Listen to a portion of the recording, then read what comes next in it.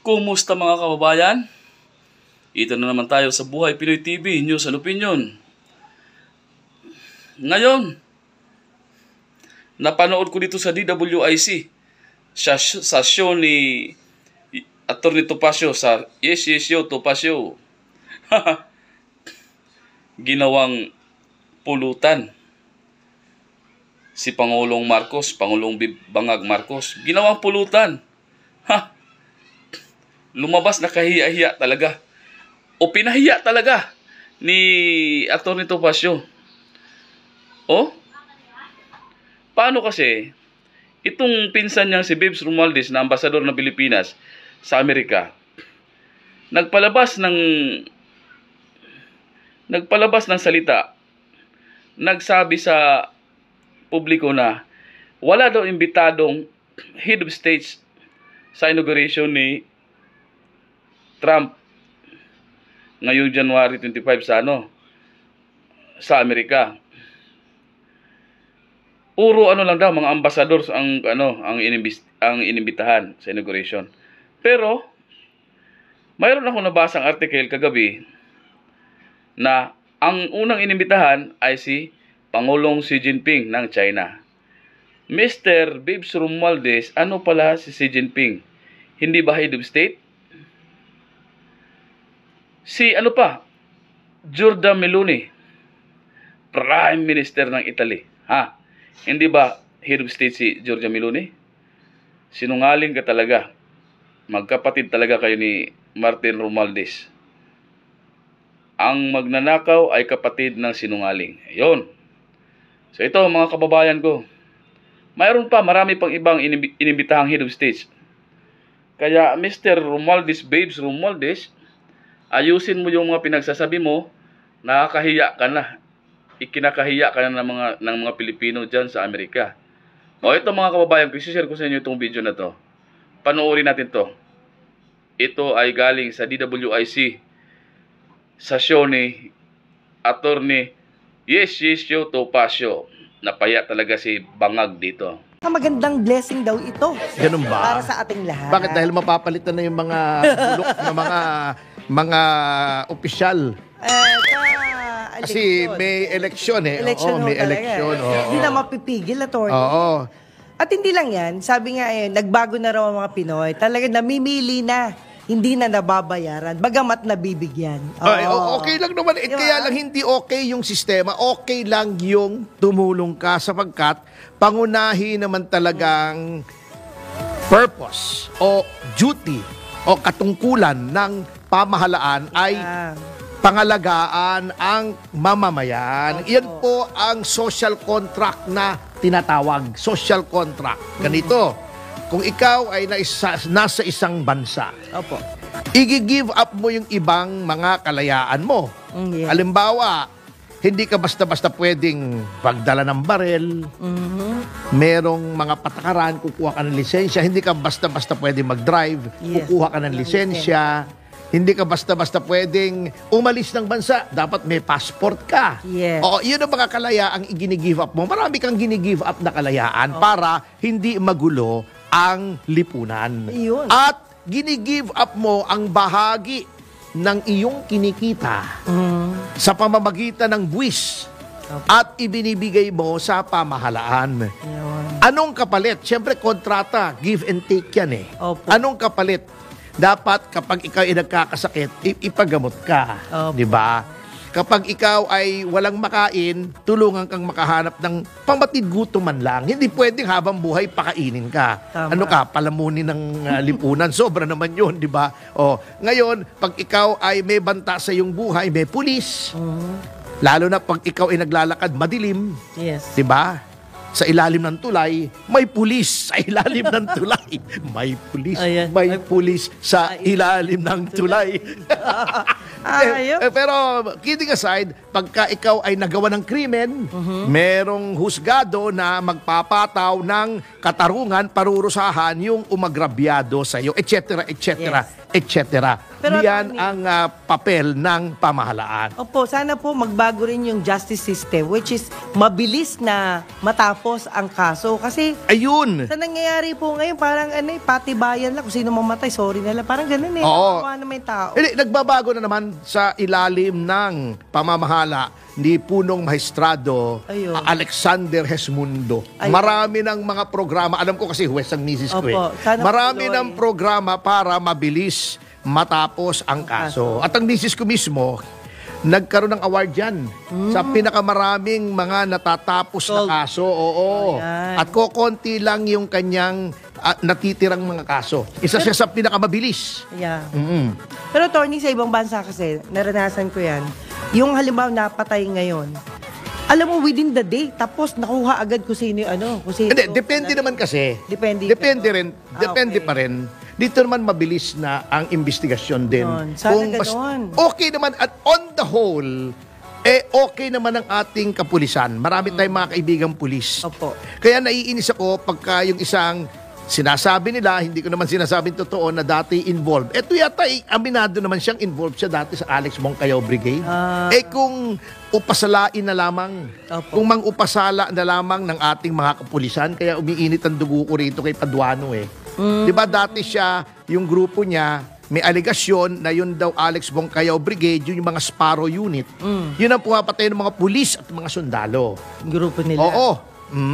At may mga impormasyon naman na nagpapatibay doon sa sinasabi natin. Ayun. Oo, na parang lumalabas na rebel returnee yata yan si Paduano. Natatanda ko pa yun, nandun ako sa kapulisan noon kasi ang tatay ko, kaibigan si Mayor Lim. Nung Western Police District Chief, si Mayor Lim, nag-form siya ng mga Eagles naman, pagkalaban ng Sparrow. Pero attorney, whatever na mga nakaraang pangit, sana mawala o mabawasan. Kaya nga, natatawa ako kanina, itong kasama natin si Daryl, parang may pinatatamaan ka yata. Nung sinasabi mo, ang taong makapalang muka ay hindi alam ang ibig sabihin ng salitang Hiya. hiya. Yan, mabigat. Oo. Itong si Daryl. Baka pala makeup. Pero Daryl, ingat-ingat ha. Nakita mo nang nangyari sa SMNI. Mga pinapatamaan. Anyway, ang problema hindi nawawala Lalo na yung disinformation. Ayun. Di ba may resolution pa naman ang ating Kongreso na, di ba sabi ko ang analysis ko, ang tingin ko ay ito ay para magkaroon ng chilling effect o matakot, maalangan, madeter yung mga kritiko ng gobyerno. Ito, disinformation na naman ang ibinungad sa atin kaaga-aga sa taon. Kita mo to ha. Sinasabi ng ating embahador sa Estados Unidos na si Babes Romualdez na hindi daw imbitado si Pangulong Marcos sa panunumpa ni incoming President Donald Trump dahil as a matter of policy, polisiya daw siguro ng State Department. Kasi ang Amerika wala pong Foreign Affairs Secretarian. Okay. Ang nagko-conduct ng foreign affairs, ang nagseset ng foreign policy ay ang Secretary of State. On the theory, tama naman, hindi lang theory, on the principle rather, that since the President as Chief Executive sets foreign policy, ang kanyang alter ego yung Secretary of State. Yun ang lumalabas na Secretary of Foreign Affairs sa atin. Secretary of State ang tawag. Okay. Mga ambassadors lamang daw ang inanyayahan para sa panunumpa ni Donald Trump. Okay, yun ang sabi niya. Kaya hindi po imbitado si Marcos, hindi dahil hindi believe sa kanyang Amerika. Ngunit wala pong mga heads of state, walang pangulo, prime minister, chancellor na imbitado. Yun ang sabi nila. Ngunit, eto ibinalita na ng mga media organization sa Amerika last month na may mga inimbitang mga presidente. Eto. Eto mga heads of state na inimbita. Oh, si Chinese Premier Xi Jinping. Oh, talaga? Oo. Biro mo, may away pa nga Di ba? ang China. Kasi sinabi naman ni Trump, gusto na naming makipagbati sa China. Ayaw na naming Gulo. nagkakainitan kasi pangit para sa trade, Ayun.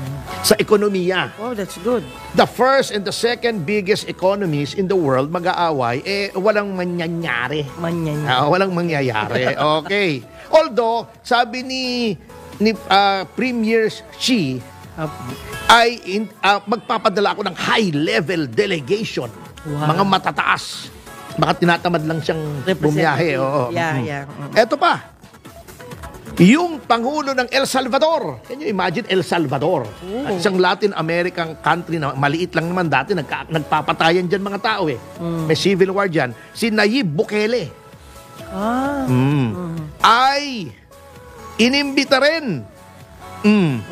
At ang Prime Minister ng Italy na si Giorgia Meloni.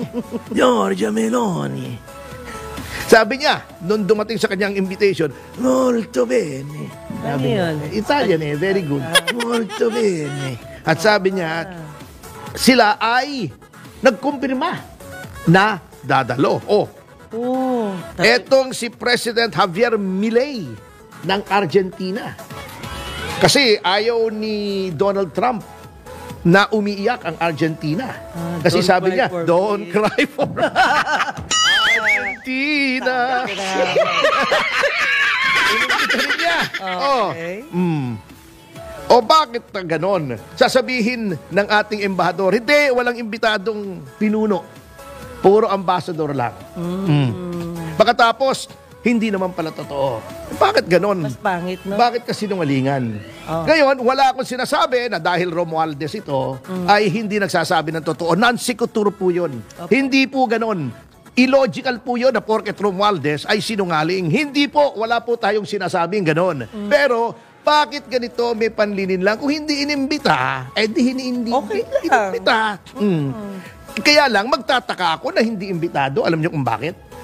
Sapagkat, di ba kinoconsider tayo na isa sa mga pinakamatigas na kaalyado Ayun. ng gobyerno? O kita mo ha? Sabi, ito pa naman, tinawagan pa. Nakuryente tayo dyan. Tinawagan pa ni Pangulong Marcos si Trump para batiin, di ba? Oh, yes. Kinongratulate pa. Oy, congratulations, blah, blah, blah. Hinihintay niya. Parang hindi yata ako iniimbita nito, Tumawag pa naman ako. Opo. Di ba? Eto pa, sinabi pa, sumipsip pa ang DFA natin. Sinabi nila, yung tawag daw yon ay nagpapatunay na, eto, i-quote ko na, the positive momentum and trajectory of our bilateral relations with the United States. Sabi pa ng DFA, the United States remains an important ally, partner, and friend to the Philippines. We look forward to working with the Trump administration to ensure that Philippines-U.S. relations continue to thrive, benefiting from the strong cooperation in security, defense, and economic partnerships, as well as broader engagement in other areas of mutual interest. Ang ibig sabihin, dinagpalitan ng presidente. Opo. Reading between the lines, tumawag tayo, uy, bago na ang presidente, tawagan natin. Yes. Parang sinasabi, Boss Donald, bagamat ikaw na ngayon ang presidente, tuloy natin yung ating relasyon na nandito kami bata mo ako. Pero ang sagot sa kanya, dead man. Talaga? Hindi inimbita. Kung baga sa kwan, parang sumisip-sip ka. Opo. Sa amo mo bago hindi ka pinansin. Yun ang nangyari. Puro puri pa. Uy, kami alay nyo kami. May special relations tayo. Tuloy-tuloy sa depensa natin. Paano ang problema natin? Inaway natin ang inaway ang China nung panahon ni President Biden. Yeah. Kasi yun ang direksyon ng foreign policy ni Biden. I-contain ang China, naglagay ng EDCA sites dito, naglagay ng missiles. O ngayon, ang policy ng bagong administrasyon, ang incoming administration ng Estados Unidos, ay makipagbati. O, saan tayo pupulutin ngayon? Ayun. O, anong silbi pa natin? Iyon ang sinasabi na independent foreign policy dapat. Diyan tama si Pangulong Duterte. Kasi nga, katulad yan, nag-iba ang ihip ng hangin sa Washington. Masyado kang tumaya. You put all your eggs in one basket. Ayun. Oh, yung mga itlog ng Pangulo, Marcos. Hindi, Opo. di ba eggs in one basket? Opo. Itlog. Oh, Sige, yung sige. itlog niya, yung mga itlog niya, ay inalay na niya sa foreign policy ng Amerika noong panahon ni Biden. Eh ngayon, hindi na kailangan yung itlog niya. Yung mga itlog niya, di na kailangan. Oh. Wala na siyang choice. Oo. kumbaga. Meron pa siya nga, uy, strongest ally nyo kami ha. Tuloy-tuloy tayo. Eh, deadma, hindi inimbita. Tsaka nung naupo si President ng US na bago, although second time na to, di po ba? Ang sabi niya talaga, babaguhin ko ano man ang pagkakamali ko dati. Sinabi niya po yun. Ayun yung tumanim sa isip ko na, ba okay to? Ibig sabihin, iniintindi niya yung mga desisyon niyang mali na babaguhin niya to correct it. Alam this niya time. na sinabi niya yun, ay This titi mo sa iyong isipan. Yes, tumimo talaga. Ayun, titi mo talaga sa iyong isipan. Oo nga, ikaw talaga. Ayun nga ang nagiging problema Yun. kung ikaw ay masyadong subservient. Yun. Di ba sinasabi doon sa Tama. sa 48 laws of power, pagtingin ikaw ay hawak na sila bali wala ka na. Wala ka ng power. Ayun ang nangyari dito. Can you imagine, bago magpapalusot sila, hindi wala namang inimbitang heads of state. Opo. O mga ambassador, anong tawag mo nung sa Prime Minister ng Italy? Hindi ba head of state yun? Kasi parliamentary sila Opo. Yun nga sa El Salvador. Can you imagine El Salvador? Inimbita. Ang Pangulo ng Pilipinas, may mga 10 EDCA sites dito, may missiles. Nakaliwala. Hindi inimbita si Bukele. Sa pangalan pa lang, ang ganda-ganda, Marcos.